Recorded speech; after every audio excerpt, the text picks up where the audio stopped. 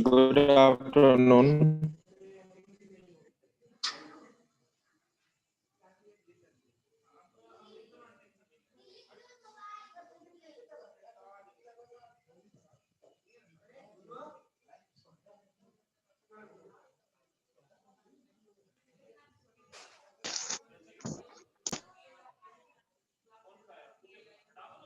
आज हम लोग डाउट क्लियरेंस क्लास रख रहे हैं, ठीक है। आज आप लोग को जो प्रॉब्लम है कहीं से वो आप पूछ सकते हैं। उसके बाद मैं भी कुछ क्वेश्चन पूछूंगा, एफएक्यू, फ्रिक्वेंटली आस्क्ड क्वेश्चन।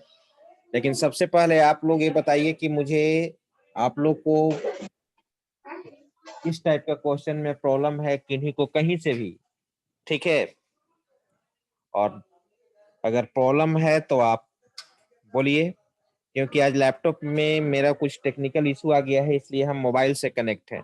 आज एक्चुअली में पढ़ाना था पेज रिप्लेसमेंट एल्गोरिथम, ठीक है। तो वो चीज मैं नेक्स्ट क्लास में बताऊंगा। आज जिनको कुछ प्रॉब्लम है, जो डाउट्स है, उसको क्लियर कर सकते हो आप। सर सिस्टम कॉल क्या है? System call sir system call पढ़ाई नहीं हुआ हम लोग को। सिस्टम कॉल नहीं पढ़ाए हैं? No sir. ओ, तब तो पढ़ाना पड़ेगा। वो सिस्टम कॉल पढ़ाएंगे। सिस्टम कॉल का बहुत सारा टाइप है, ठीक है। यस सर, नोट्स में था तो वही हमको नहीं समझ में आ रहा था तो। ठीक है, तो वो हो सकता है छूट गया हो, मुझे यस ध्यान सर। में नहीं रहा हो, तो मैं बता दूंगा। याद रखना, सिस्टम कॉल इम्पोर्टेंट है, उसमें टाइप्स और जब चलिए आप लोग बताइएगा, मैं क्वेश्चन पूछ रहा हूँ। सर हाँ, सर प्रोसेस शेड्यूलिंग एल्गोरिथम में सर हम लोग एफएस पढ़े थे, एसजेएफ पढ़े थे, एसआरटीएफ पढ़े थे, राउंड रोबिन पढ़े थे और प्रायोरिटी बेस पढ़े थे। सर हम लोग 5 पढ़े थे सर। और नोट्स में सर 2-3 और था सर। हम लोग जब नोट्स चेक किए थे उसमें 2-3 और तरह का था, वो नहीं पढ़ना आप लोग को। नहीं नहीं, उसको नहीं पढ़ना है। वो वैसे ही थ्योरी है, केवल उस पे कोई प्रॉब्लम्स नहीं बनाना है, ठीक है। और वो पढ़ना भी नहीं है, ठीक है। वो multi level feedback queue scheduling algorithm होगा ना? Yes sir. Multi level feedback queue scheduling algorithm. Sir compaction के बारे में बताइए ना सर थोड़ा सा। क्या चीज के बारे में? कंपैक्शन। कॉम्पैक्शन एक मेमोरी मैनेजमेंट टेक्निक है, जिसमें आप जानते हो कि फ्रैगमेंटेशन, आप पढ़े थे फ्रैगमेंटेशन। फ्रैगमेंटेशन क्या रिप्रेजेंट करता है बताओ? Memory, wastage of memory, wastage of memory को रिप्रेजेंट करता है। तो अगर आपके सिस्टम में वेस्टेज ऑफ मेमोरी है, फ्रैगमेंटेशन अकर्स हुआ है, तो उस फ्रैगमेंटेशन को हटाने के लिए, हम लोग किसका कॉन्सेप्ट यूज करते हैं? कॉम्पैक्शन। जो डिफरेंट डिफरेंट जो स्लॉट क्रिएट होता है, आपके मेन मेमोरी में फ्री स्पेस का, वो सारे फ्री स्पेस को क्या कर देता है? एक जगह कर देता है। यही होता है क्या? Compaction. Compaction contiguous memory allocation है। कॉम्पैक्शन क्या है? कंटीजियस मेमोरी एलोकेशन है। कंटीजियस कहने का मतलब कि डिफरेंट डिफरेंट लोकेशन पे जो फ्री स्पेस होता है, सारे फ्री स्पेस को क्या कर देता है? एक जगह कर देता है, ठीक है। यही कहलाता है कॉम्पैक्शन। Okay sir.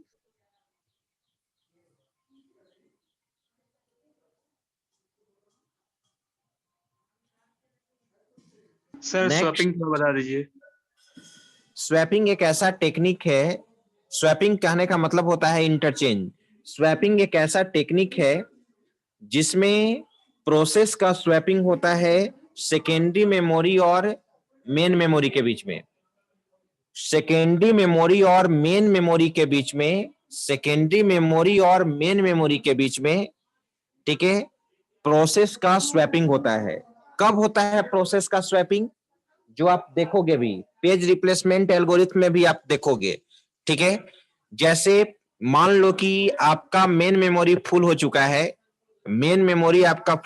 है, और कोई न्यू प्रोसेस को एग्जीक्यूट कराना है, तो हम लोग क्या करते हैं कि मेन मेमोरी से किसी प्रोसेस को स्वैप आउट करके यानी रिमूव करके सेकेंडरी मेमोरी में भेज देते हैं, और सेकेंडरी मेमोरी में जो रिक्वायर्ड पेज है, जो जिस पेज को तुमको जिस प्रोसेस को एग्जीक्यूट कराना है, उस पेज को फिर हम लोग मेन मेमोरी में रख देते हैं। That is called swapping. तो मैंने बताया था कि swapping technique page replacement algorithm में अप्लाई होगा। जब पेज को हम लोग रिप्लेस करेंगे, ठीक है, जब मेन मेमोरी फुल हो जाएगा तो पेज को रिप्लेस करना पड़ता है। अब प्रश्न उठता है कि किस पेज को आप सेकेंडरी मेमोरी में भेजोगे, ठीक है, तो उसका डिसीजन तुम लोगे पेज रिप्लेसमेंट एल्गोरिथम से। तो तुमको यही बोलना होगा कि swapping is a technique in which any process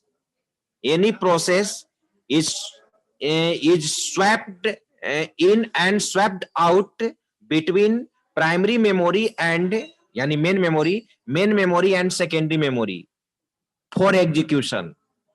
किसी न्यू प्रोसेस को एग्जीक्यूट कराने के लिए, ठीक है, प्रोसेस का स्वैपिंग करना पड़ता है। कब करना पड़ता है? जब मेन मेमोरी हमारा फुल रहता है, यही स्वैपिंग है।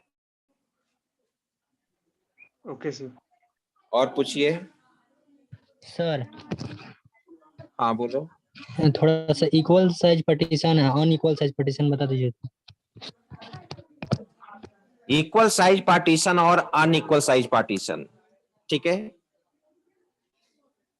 आप जानते हो कि मेमोरी पार्टीशन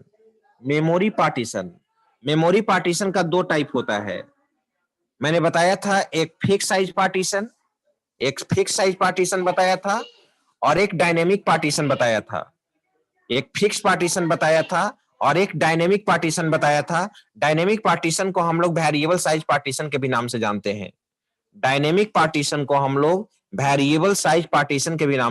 हैं।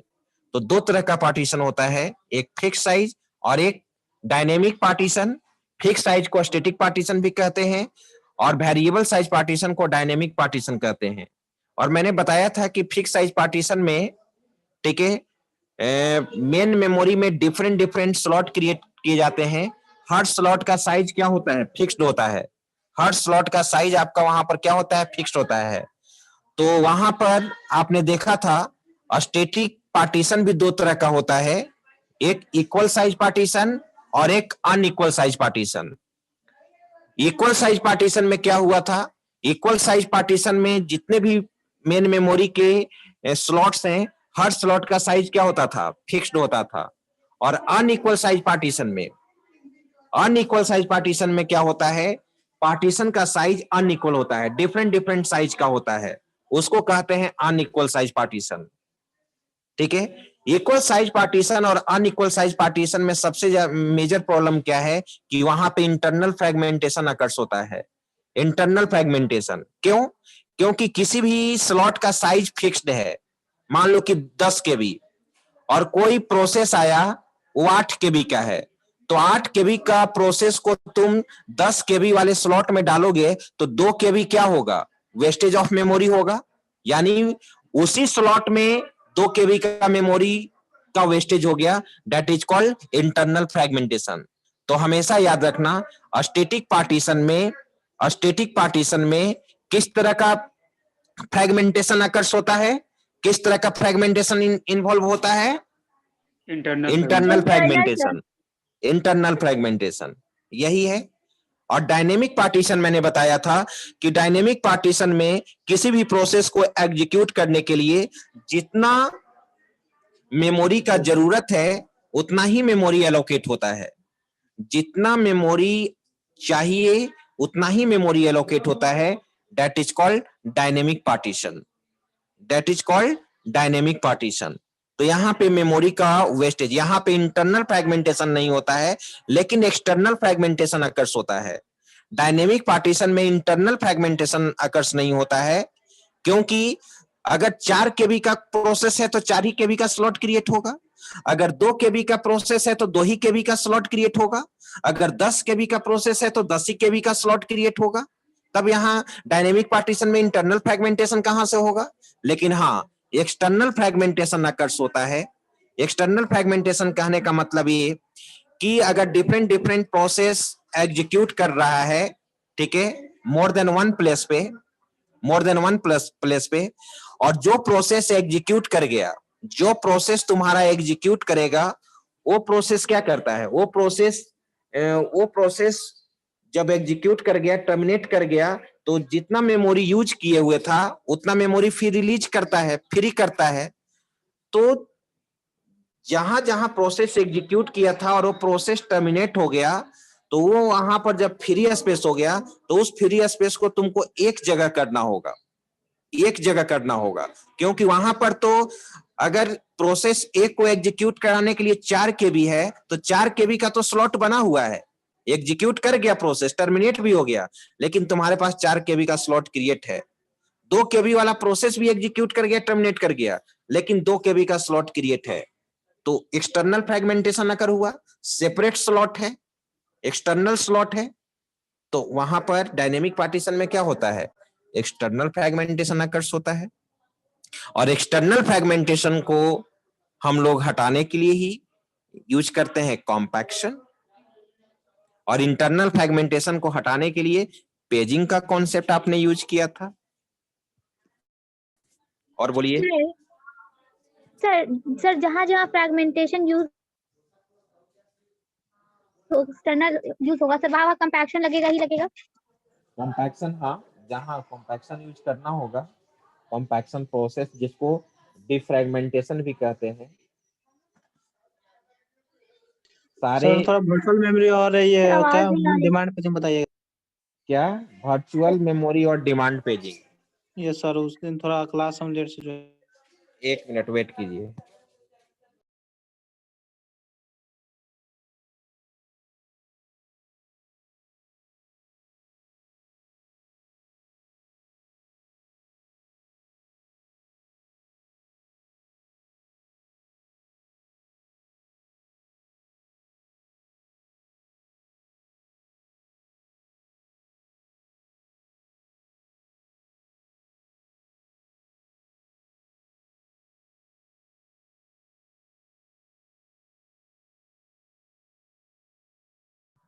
सर आवाज नहीं आ रही है सर। 1 मिनट वेट करना है, 1 मिनट वेट करो।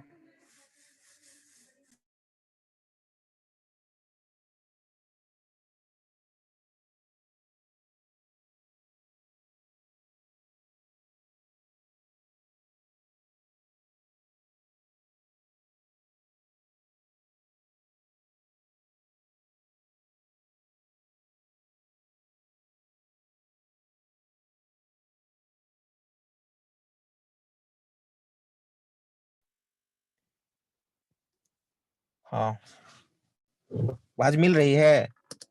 Yes sir.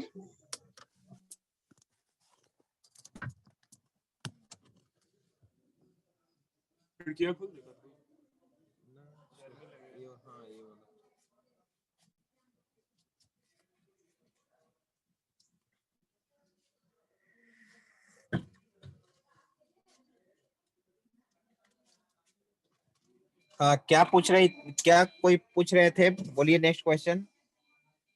Multi programming sir. Multi programming होता है। मल्टी प्रोग्रामिंग में क्या होता है, ध्यान से समझो। मल्टी प्रोग्रामिंग एक इन्वायरमेंट है जिसमें मेन मेमोरी में बहुत सारा प्रोसेस होता है, और मेन मेमोरी में बहुत सारा प्रोसेस अवेलेबल होता है, और प्रोसेस एक एक करके सीपीयू के पास क्या होता है, एग्जीक्यूट करता है। प्रोसेस सीपीयू के पास एक एक करके क्या होता है, एग्जीक्यूट करता है। That is called multi programming. फिर से ध्यान से सुनो। मल्टी प्रोग्रामिंग एक ऐसा टेक्निक है, एक ऐसा इन्वायरमेंट है जिसमें मेन मेमोरी में मोर देन वन प्रोसेस स्टोर रहता है। लेकिन एट ए टाइम सीपीयू के पास एक एक करके प्रोसेस क्या होते जाता है, एग्जीक्यूट करते जाता है। इसी को कहते हैं मल्टी प्रोग्रामिंग। और मल्टी प्रोग्रामिंग में प्रोसेस को हैंडल करने के लिए सीपीयू शेड्यूलिंग एल्गोरिथम यूज करते हैं। और सीपीयू शेड्यूलिंग एल्गोरिथम का मेन पर्पस होता है 100% CPU, सर आवाज नहीं आ 100 रही है। 100% कट रही है sir. 100% CPU utilisation. Multi programming में प्रोसेस को हैंडल करने के लिए हम लोग क्या यूज करते हैं? CPU scheduling algorithm. और सीपीयू शेड्यूलिंग एल्गोरिथम का मेन पर्पस होता है 100% सीपीयू यूटिलाइजेशन। ठीक है। और मल्टी प्रोग्रामिंग में भी किन्हीं को याद है? कोई बता सकता है what is degree of multi programming?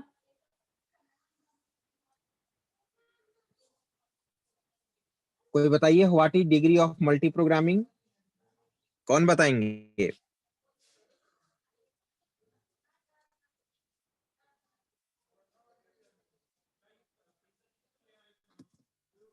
कोई नहीं, किन्हीं को याद नहीं है? Hello sir. मुझे सर सर मुझे याद है। बोलो। सर एक बार में कितने number of process hard disk में जाता है सर?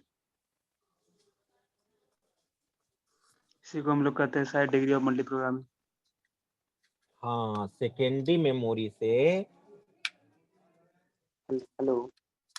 सेकेंडरी मेमोरी से मोर देन वन प्रोसेस, ठीक है, मेन मेमोरी में जाता है। उसी को क्या कहते हैं? Degree of multi programming. Degree of multi programming हमेशा इंक्रीज होना चाहिए। डिग्री ऑफ मल्टी प्रोग्रामिंग हमेशा क्या होना चाहिए? इंक्रीज होना चाहिए। ठीक है। क्यों degree of multi programming increase होना चाहिए? डिग्री ऑफ मल्टी प्रोग्रामिंग में क्या होता है कि सेकेंडरी मेमोरी से मेन मेमोरी में नंबर ऑफ प्रोसेस लोड होता है। ठीक है। लार्ज अमाउंट में लोड होता है। उसी कॉन्सेप्ट को कहते हैं degree of multi programming. Degree of multi programming इसलिए इंक्रीज होना चाहिए क्योंकि कभी भी सीपीयू का यूटिलाइजेशन हमारा कम ना हो। आप जानते हो कि जब सीपीयू के पास कोई भी प्रोसेस नहीं रहता है तो सीपीयू के आइडल पास वो टाइम, टाइम क्या कहलाता है? Idle time. आइडल टाइम कहलाता है। तो अगर आपके पास मेन मेमोरी में प्रोसेस रहेगा ही नहीं, अगर आपके पास मेन मेमोरी में प्रोसेस अवेलेबल ही नहीं रहेगा, तब तो प्रॉब्लम होगा। सीपीयू हो सकता है कि वहां पे आपका बिजी ना हो। ठीक है। सीपीयू के पास कोई भी प्रोसेस ना हो, तो इस केस में डिग्री ऑफ मल्टी प्रोग्रामिंग क्या होना चाहिए? इंक्रीज होना चाहिए। सर पता है और कैसे कोई चलेगा पूछ कि रहे थे सीपीयू के पास वर्चुअल कोई मेमोरी, कोई पूछे थे क्वेश्चन? ये सर और पूछने क्वेश्चन? हाँ वर्चुअल बोलो। मेमोरी और डिमांड पेजिंग। वर्चुअल मेमोरी और डिमांड पेजिंग, मैंने बोला था वर्चुअल मेमोरी। ठीक है। वर्चुअल मेमोरी का कोई अपना कोई मेमोरी नहीं होता है। और तुम जानते हो कि अगर, मैंने एग्जाम्पल से भी समझाया था, फिगर बनाकर भी मैंने समझाया था कि अगर आपके पास चार प्रोसेस है और हर प्रोसेस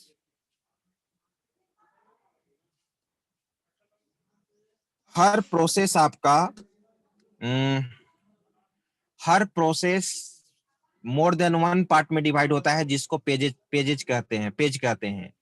P1 के अंदर 4 पेज है, P2 के अंदर 3 पेज है, P3 प्रोसेस का 8 पेज है। इस तरह से नंबर ऑफ पेजेज है।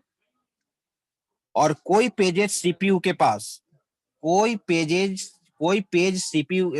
पेज मेन मेमोरी में लोड नहीं हो पाता है। कोई पेज मेन मेमोरी में लोड नहीं हो पाता है due to insufficient main memory. ऐसा होता है कि प्रोसेस का, तुम जानते हो कि मेन मेमोरी का साइज आपके कंप्यूटर सिस्टम में फिक्स्ड होता है, 2 GB हो, 4 GB हो, 10 GB हो। लेकिन आपके पास जो नंबर ऑफ प्रोसेस है, प्रोसेस का साइज कभी भी फिक्स नहीं होता है। प्रोसेस का साइज अकॉर्डिंग टू रिक्वायरमेंट हो सकता है। 10 GB का भी प्रोसेस हो सकता है, 4 GB का भी हो सकता है, 2 GB का भी हो सकता है। ठीक है। तो क्या होता है कि कभी कभी प्रोसेस का साइज अगर मेन मेमोरी के साइज से लार्ज हो जाता है, बड़ा हो जाता है, तो वो प्रोसेस हमारे पास मेन मेमोरी में लोड नहीं हो पाता है। राइट। और सीपीयू ने डिमांड किया ध्यान देना, डिमांड पेजिंग भी यही हो जाएगा। सीपीयू ने एक ऐसा पेज को डिमांड किया जो पेज मेन मेमोरी में अवेलेबल है ही नहीं। सीपीयू ने एक ऐसा पेज को डिमांड किया जो पेज मेन मेमोरी में अवेलेबल है ही नहीं, मेन मेमोरी में अवेलेबल है ही नहीं। क्यों नहीं अवेलेबल है? Due to lack of main memory, ठीक है, due to lack of main memory, right. अब चलो, तो उस केस में क्या करता है मेमोरी मैनेजर कि उस जो पेज मेन मेमोरी में अवेलेबल नहीं है, सीपीयू ने डिमांड कर दिया, उस पेज को सीपीयू ने क्या कर दिया? डिमांड कर दिया। That is called demand paging, that is called demand paging. वैसा पेज जो सीपीयू ने जो डिमांड किया उसके अनुसार उसका एग्जीक्यूशन हुआ, that is called demand paging. मैंने बताया था कि पहले थोड़ा सा वर्चुअल मेमोरी को कर लेते हैं, उसके बाद डिमांड पेजिंग। तो सीपीयू ने जिस पेज को डिमांड किया वो पेज मेन मेमोरी में है ही नहीं। क्यों नहीं मेन मेमोरी में है? क्योंकि उसका साइज मेन मेमोरी से ज्यादा है, उसके लिए उतना सफिशिएंट मेमोरी मिला ही नहीं। तब क्या होगा? तब मेमोरी मैनेजर क्या करता है कि सेकेंडरी मेमोरी के कुछ स्पेस को, हार्ड डिस्क के स्पेस को एज ए मेन मेमोरी के रूप में बना उसको क्रिएट करता है। हार्ड डिस्क के कुछ स्पेस को मेन मेमोरी की तरह यूज करता है। उसी जितना स्पेस जो क्रिएट हुआ है हार्ड डिस्क का, वही तुम्हारा क्या कहलाता है? वर्चुअल मेमोरी सबका आवाज नहीं कहलाता आ है। रहा। क्या कहलाता है? Virtual memory. आवाज मिल रही है ना? ये सर थोड़ा फिर से एक लाइन बताइएगा सर, ये कट रहा था इसमें।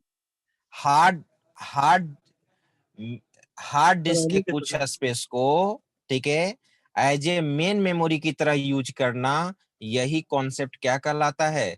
वर्चुअल मेमोरी कहलाता है। वर्चुअल मेमोरी का क्यों नीड हुआ? बताओ, वर्चुअल मेमोरी का क्यों नीड हुआ? सर मेन मेमोरी में लैक था, उसमें स्पेस नहीं था, इसलिए जो मेमोरी मैनेजर हाँ, उसको मैनेज क्योंकि करने के सीपीयू ने लिए। जिस पेज को डिमांड किया, सीपीयू ने जिस पेज को डिमांड किया वो पेज मेन मेमोरी में आया ही नहीं था, due to insufficient main memory, ठीक है। अब उस पेज को एनी हाउ एग्जीक्यूट कराना है, सीपीयू ने डिमांड कर दिया है, तो उस पेज को, जब तक उस पेज को मेन मेमोरी में नहीं रखोगे तब तक तो वो पेज एग्जीक्यूट नहीं करेगा। Yes sir. तब क्या करता है मेमोरी मैनेजर कि सेकेंडरी मेमोरी के कुछ स्पेस को एज ए मेन मेमोरी की तरह यूज करता है। जितने स्पेस को एज ए मेन मेमोरी के रूप में यूज करेगा वही क्या कहलाएगा? Virtual memory. वर्चुअल मेमोरी कहलाएगा। और वर्चुअल मेमोरी को ही इंप्लीमेंट करने के लिए किसका कॉन्सेप्ट यूज किया जाता है? डिमांड पेजिंग का कॉन्सेप्ट यूज किया जाता है। डिमांड पेजिंग, डिमांड पेजिंग एक ऐसा टेक्निक है जो डिमांड पेजिंग एक ऐसा टेक्निक है जो वर्चुअल मेमोरी को क्या करता है? इंप्लीमेंट करता है। सीपीयू डिमांड पेजिंग में क्या होता है कि सीपीयू पेज को क्या करता है? डिमांड करता है एग्जीक्यूशन के लिए, यस और सर। वो पेज मेन मेमोरी में होता ही नहीं है। तो अब वो मेन मेमोरी में नहीं होता है, कारण है कि आपके पास इनसफिशिएंट मेन मेमोरी है, मेन मेमोरी का क्राइसिस है आपके पास, और उस पेज को एनी हाउ एग्जीक्यूट कराना है जो डिमांडेबल पेज है सीपीयू का। तो क्या करता है मेमोरी मैनेजर? क्या करता है? अब वर्चुअल मेमोरी को इंप्लीमेंट करेगा। तो वर्चुअल मेमोरी, तुम कह सकते हो ना कि जब सीपीयू ने पेज को डिमांड किया, उस पेज को एग्जीक्यूट कराने के लिए किसका नीड हुआ? वर्चुअल मेमोरी का नीड हुआ। यही क्या कहलाता है? डिमांड पेजिंग कहलाता है। आई बात समझ में? Yes sir. आगे बोलिए। सर कंटेक्स्ट स्विचिंग किसको कहते हैं सर? कंटेक्स्ट स्विचिंग एक ऐसा टेक्निक है जिसमें कोई भी प्रोसेस एक स्टेट से दूसरे स्टेट में मूव करता है, उस कॉन्सेप्ट को क्या बोलते हैं? कंटेक्स्ट स्विचिंग बोलते हैं। जब कोई भी प्रोसेस एक स्टेट से दूसरे स्टेट में मूव करता है तो एक कॉन्सेप्ट क्या कहलाता है? कंटेक्स्ट स्विचिंग कहलाता है। सर थ्रेड बताइए तो। थ्रेड, थ्रेड समझने के पहले आप प्रोसेस समझिए। आप जानते हैं कि an executing program is called process. आप जानते हैं कि an executing program is called process, जो प्रोग्राम एग्जीक्यूट कर रहा है that is called process, that is called process. और तुम ये भी जानते हो कि a single process can be divided into multiple part, that part is called thread. Thread किसका पार्ट होता है? प्रोसेस का पार्ट होता है। थ्रेड किसका पार्ट होता है? प्रोसेस का। तुम कह सकते हो कि the part of process is called thread. Thread किसका पार्ट होता है? प्रोसेस का पार्ट होता है। जैसे मैं एग्जांपल से आपको समझाना चाहूंगा। अगर मान लो कि एमएस वर्ड तुम स्टार्ट करते हो, एमएस वर्ड एक सिंगल प्रोसेस है, एमएस वर्ड एक सिंगल प्रोसेस है, और उस प्रोसेस इंटरनली मोर देन वन पार्ट में डिवाइड रहता है, जिसको थ्रेड कहते हैं। जैसे देखते हो एमएस वर्ड में, जैसे कभी आपने ध्यान दिया है कोई चीज अगर गलत लिख देते हो तो रेड कलर का, ग्रीन कलर का स्पेलिंग मिस्टेक, ग्रामेटिकली मिस्टेक देता है अंडरलाइन। एमएस वर्ड में yes sir, yes sir. MS word में अगर कोई चीज लिखते हो, स्पेलिंग गलत लिखते हो तो रेड कलर का अंडरलाइन हो जाता है, ग्रामेटिकली अगर गलत लिखते हो तो नहीं होता है सर। कलर का हो जाता है। फिर देखते हो अगर सेंटेंस का फर्स्ट वर्ड तुम स्मॉल लिखो हो, फर्स्ट कैरेक्टर स्मॉल लिखे हो तो ऑटोमेटिकली क्या हो जाता है? कैपिटल कैपिटल हो हो जाता जाता है, है। कैपिटल हो जाता है। और ऐसा भी होता है कि ऑटो करेक्ट, अगर कोई वर्ड लिखते हो गलत तो अगर इंटर मारोगे तो वो सही कर देगा, उसको कहते हैं ऑटो करेक्ट। तो डिफरेंट यानी सिंगल प्रोसेस आपका एक प्रोसेस है, लेकिन वो इंटरनली मोर देन वन पार्ट में डिवाइड है। इसी कॉन्सेप्ट को क्या बोलते हैं? थ्रेड बोलते हैं। और थ्रेड को कहते हैं हम लोग, एक टर्म होता है मल्टी थ्रेडिंग, मल्टी थ्रेडिंग जानते हो किसको कहते हैं? What is multi threading? Multi threading एक ऐसा टेक्निक होता है, जिसमें मल्टीपल थ्रेड्स एक साथ एग्जीक्यूट करता है। Multi threading is a technique in which multiple threads are executed at the same time.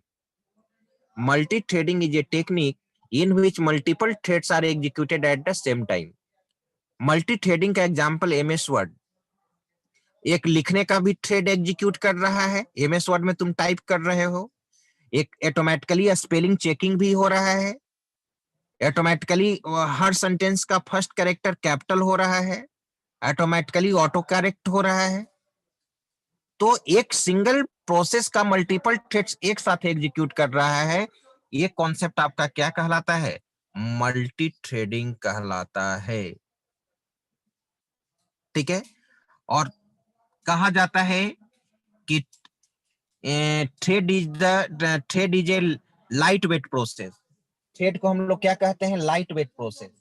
Light weight process कहने का मतलब, और प्रोसेस को कहा जाता है heavy weight process. Light weight process कहने का मतलब क्या होता है? लाइट वेट प्रोसेस कहने का मतलब होता है आपका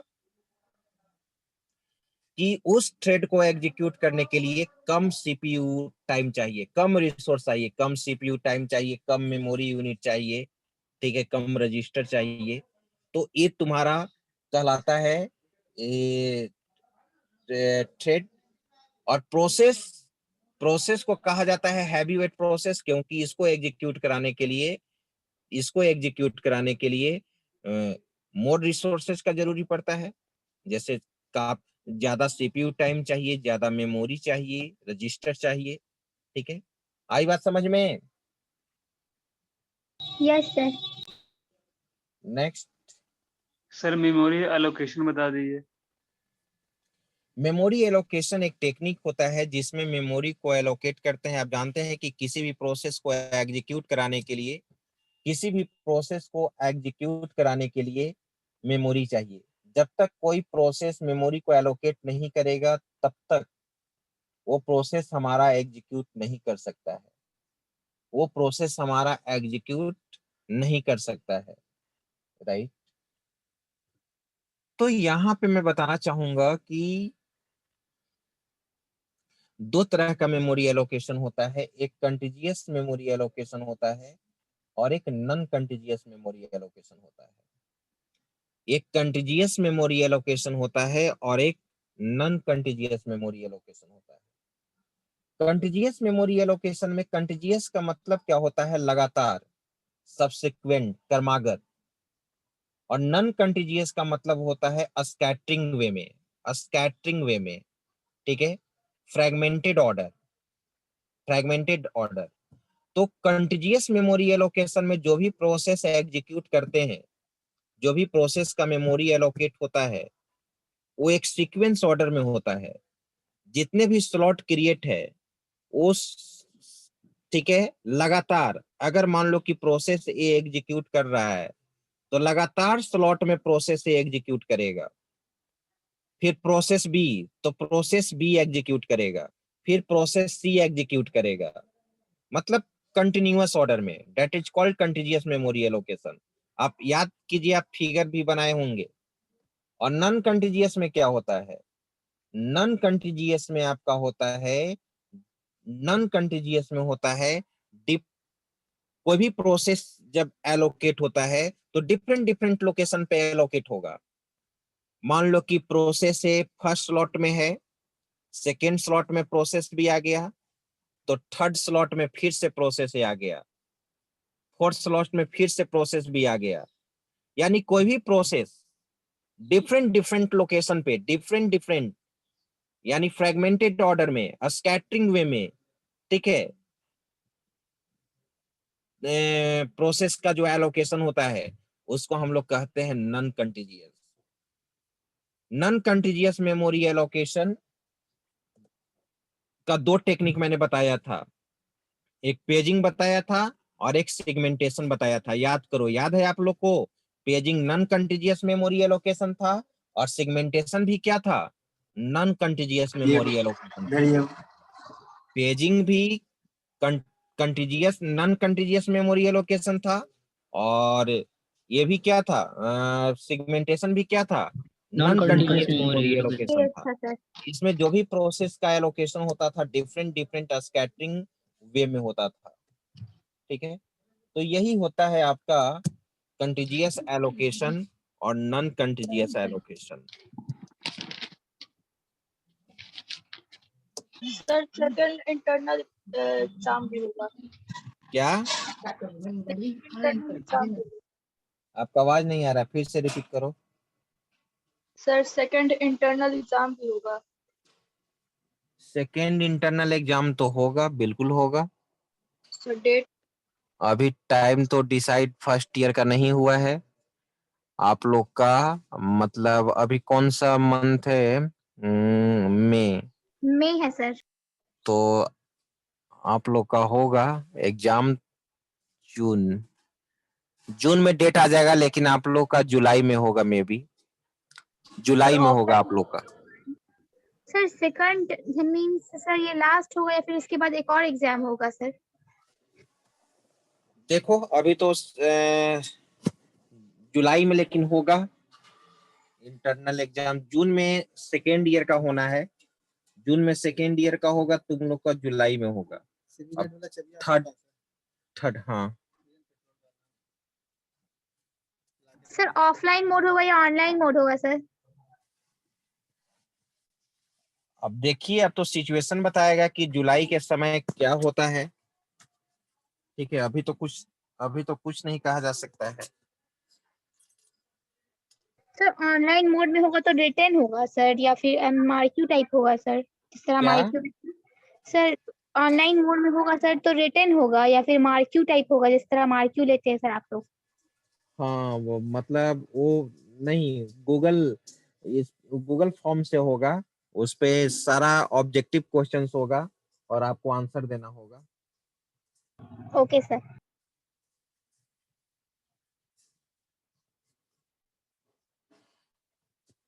चलिए, तो आज भर हम लोग इतना ही देखते हैं। जरा अटेंडेंस ले लो। ले लिए सर। ठीक है, thank you all of you. Thank you sir. Thank you.